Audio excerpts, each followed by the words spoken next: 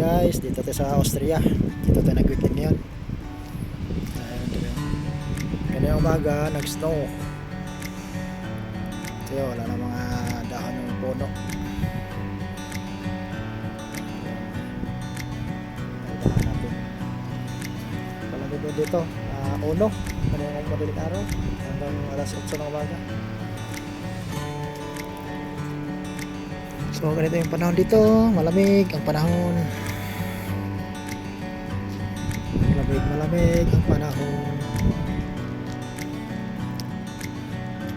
December 15, 2024. Malamig panahon dito.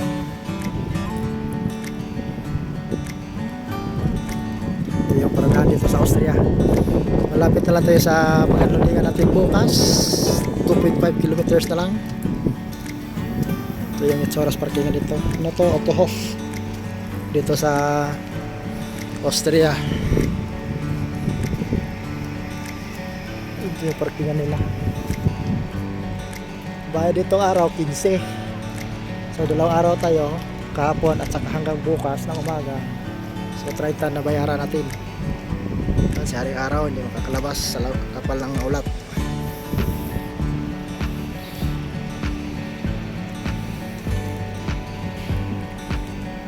Ganito ngayon dito ba guys? Pero umaga nag-snow. Hindi gaano kalakas. Weekend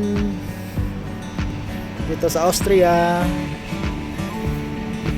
Guys, dito sa Austria. Patuloy din kami. Yun.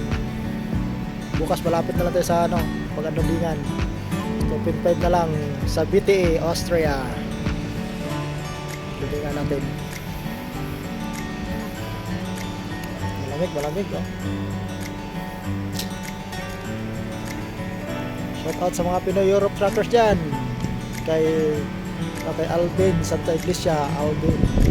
Sa mga Pinoy sa Gabinski, Transport Gabinski, shout out. Yung kasamahan ko dito, Transport Gabinski. Una, malamig na ang simoy ng hangin. Ito yung autohop dito, BP autohop. Ito sa Austria. Kunin natin yung pagkain natin.